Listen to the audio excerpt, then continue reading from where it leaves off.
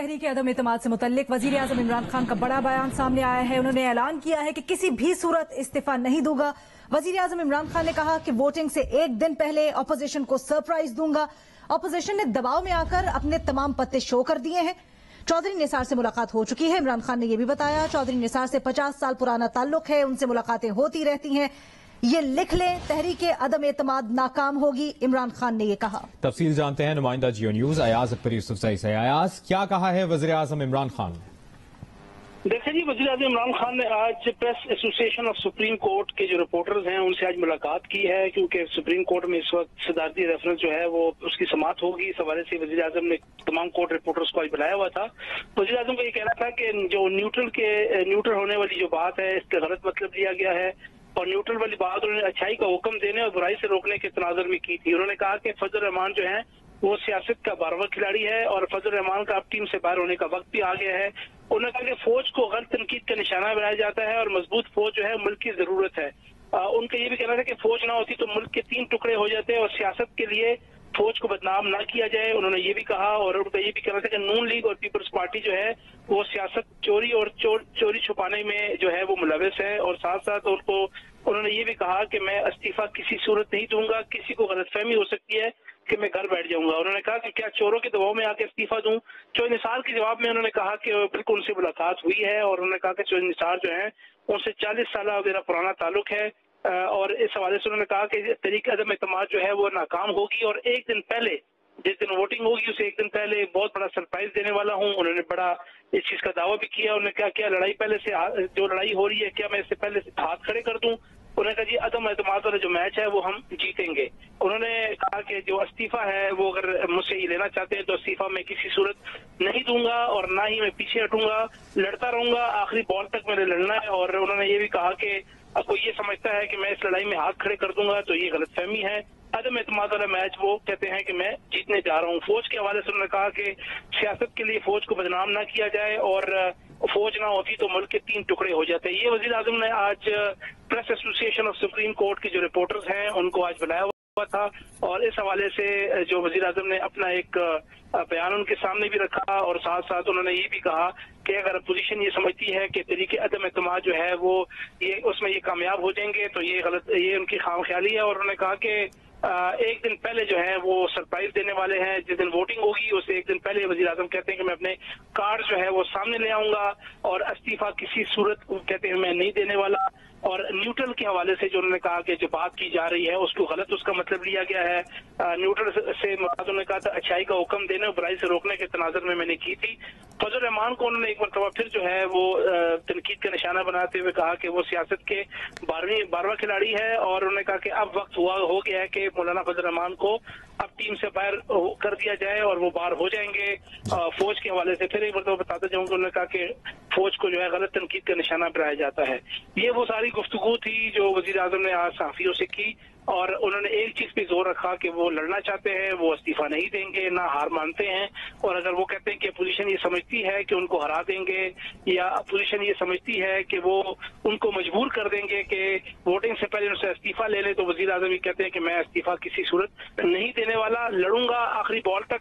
और एक सरप्राइज उन्होंने अपने पास रखा हुआ है जो एक वोटिंग से एक दिन पहले वो सामने लाएंगे, और वो कहते हैं कि तहरीक अदम एतमाद की जो अपोजिशन की ये मूव है ये नाकाम हो जाएगी। सही। अयाज अकबर यूसुफजई, आपने तफसीलन अपडेट किया, शुक्रिया आपका। वज़ीर आज़म इमरान खान ने ऐलान किया है कि किसी भी सूरत इस्तीफा नहीं दूंगा, वोटिंग से एक दिन पहले ऑपोजिशन को सरप्राइज दूंगा। ऑपोजिशन ने दबाव में आकर अपने तमाम कार्ड्स शो कर दिए हैं। चौधरी निसार से मुतालिक उन्होंने गुफ्तगू की और कहा कि चौधरी निसार से मुलाकात हो चुकी है।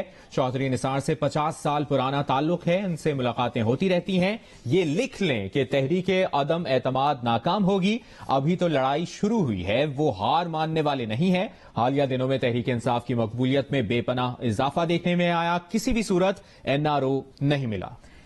वजीर आजम इमरान खान का ये बड़ा ऐलान सामने आया है। तहरीक आदम एतमाद से मुतल्लिक इजलास होगा 25 को और उसके बाद किसी भी दिन वोटिंग हो सकती है। रूल्स इससे मुतल्लिक कहते हैं कि 3 दिन के बाद और 7 दिन से पहले इसी दौरान वोटिंग होनी है।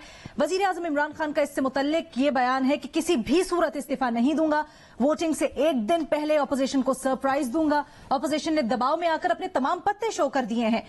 चौधरी निसार से मुलाकात हो चुकी है। वजीर आजम इमरान खान ने यह कहा, मजीद कहा कि चौधरी निसार से 50 साल पुराना ताल्लुक है, उनसे मुलाकात होती रहती है। मजीद कहा इमरान खान ने कि ये लिख लें, तहरीक अदम एतमाद नाकाम होगी, अभी तो लड़ाई शुरू हुई है, मैं हार मानने वाला नहीं। इसी दौरान तज्जिए तबसरे के लिए हमें ज्वाइन किया है सीनियर सहाफी तज्जियाकार हामिद मीर साहब ने। मीर साहब, वजीर आजम इमरान खान कहते हैं कि ऑपोजिशन को वोटिंग से 1 दिन पहले सरप्राइज दूंगा। ऑपोजिशन ने अपने तमाम पत्ते शो कर दिए, मेरे पास अभी एक पत्ता बाकी है। कौन सा पत्ता है, क्या कहना चाह रहे हैं वजीर आजम साहब? देखिए, वजीर आजम साहब हमेशा ये कहते थे कि मैं एनआरओ नहीं दूंगा। तो एक तरफ वो कहते हैं मैं एनआरओ नहीं दूंगा, दूसरी तरफ अपनी पार्टी के जो नाराज अरकान है उनको एनआरओ देने के लिए तैयार हैं, उनको वापस बुला रहे हैं। उनमें से कोई वापस जाने के लिए तैयार नहीं है।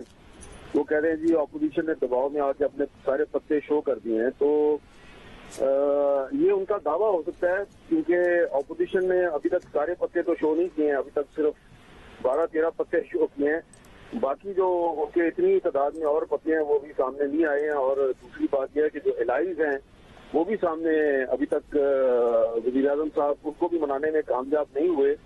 तो कल से जो सिलसिला शुरू होगा 24 मार्च से, तो उसमें दोनों तरफ से एक दूसरे को सरप्राइज देने की कोशिश की जाएगी।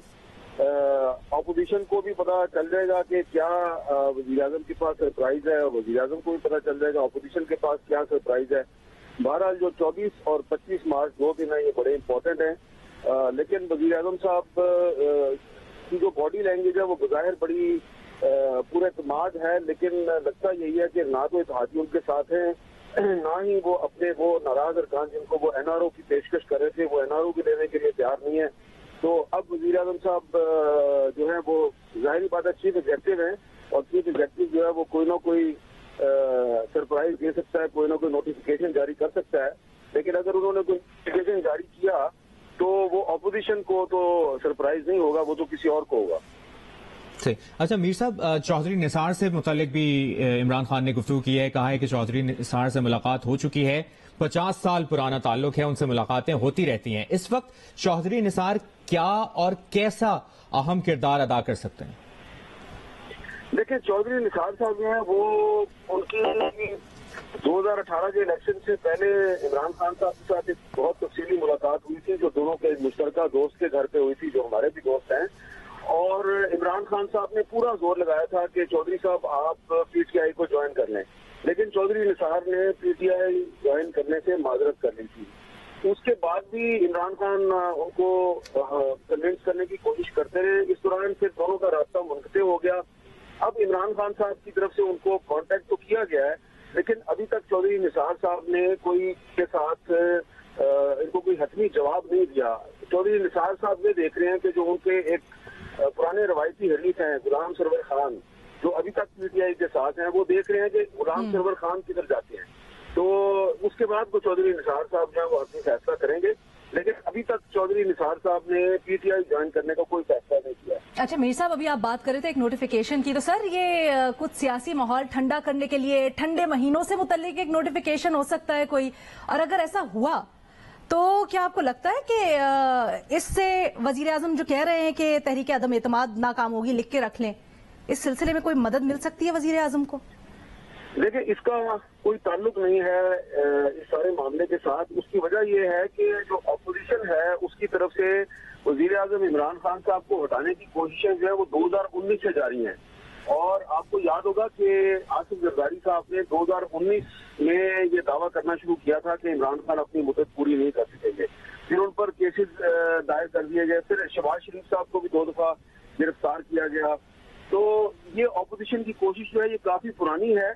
ये जो कोशिश इस वक्त थोड़ी सी मटेरियलाइज होती हुई आपको नजर आ रही है तेजी के साथ। इसकी बुनियादी वजह जो है वो ये है कि जो इमरान खान साहब के दो बड़े इत्तेहादी हैं, एक मुस्लिम लीग कायदे आजम और एक MKM, وہ ان سے خوش نہیں تھے اور انہوں نے اپوزیشن جماعتوں سے رابطہ کیا. اس دوران اپوزیشن کے رابطے ہو گئے. عمران خان صاحب کی پارٹی کے جو ناراض ارکان ہیں ان کے ساتھ جو 2 سال سے ان کو اپوزیشن کو یہ کہہ رہے تھے کہ آپ کو طریقت میں اعتماد دیکھے ہیں تو ہم آپ کا ساتھ دیں گے.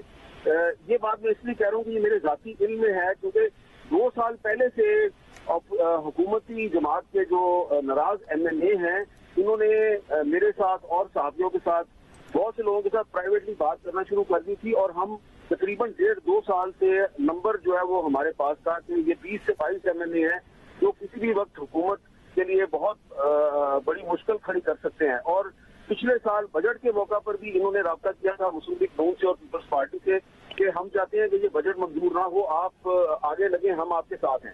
لیکن یہ دونوں جماعتیں جو ہیں یہ بہت پھونک کے قدم رکھ رہی تھیں, یہ پھنسے ہوئے تھے بہت سے مقدمات میں.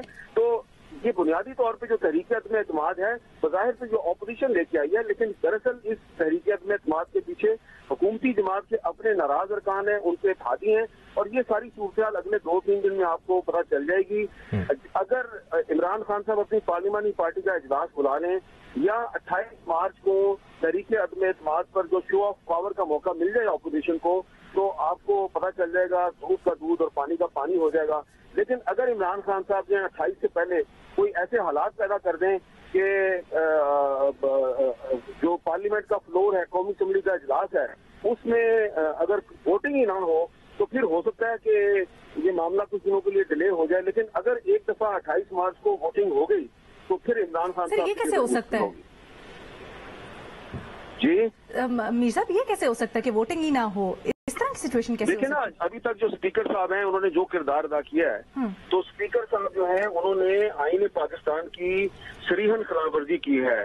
وہ آرٹیکل 95 کے تحت یہ اجلاس جو ہے اور جو دیگر آئینی شکے ہیں اس کے مطابق یہ اجلاس کو 14 دن کے اندر بلانے کے پابند تھے. تو انہوں نے تو 14 دن کے اندر نہیں بلایا, وہ تو اس کو 25 مارچ میں لے گئے ہیں. اور یہ معاملہ اب سپریم کورٹ میں زیر بحث ہے, وہاں پر بھی جو ہے اب لارجر بینچ بن گیا ہے. تو یہ فیصلہ ابھی ہونا ہے. اب اگر 25 مارچ کو اجلاس بلاتے ہیں اسپیکر صاحب اور اس کے بعد وہ اس کو مزید ڈیلے کرتے ہیں 2-3 دن کے لیے, پھر 28 کو لے جاتے ہیں اور ایک ان کو مشورہ دیا گیا ہے کچھ حکومت کے حامی جو قانونی ماہرین ہیں کہ آپ 28 والے دن بھی کاؤنٹنگ نہ کرائیں, اس کو مزید 2-3 دن کے لیے آگے لے جائیں.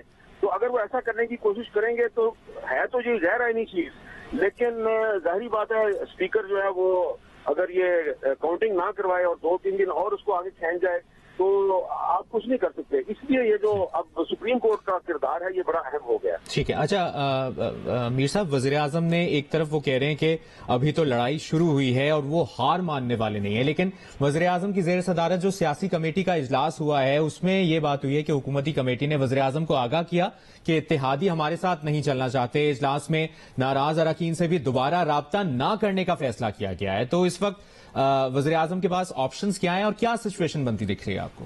دیکھیں 2-3 دن پہلے حکومت کے کچھ وزراء جو ہیں انہوں نے میرے سے کچھ صحافیوں سے طویل نشستیں کی اور ہمیں یہ کنونس کرنے کی کوشش کی کہ یہ جو آپ ایک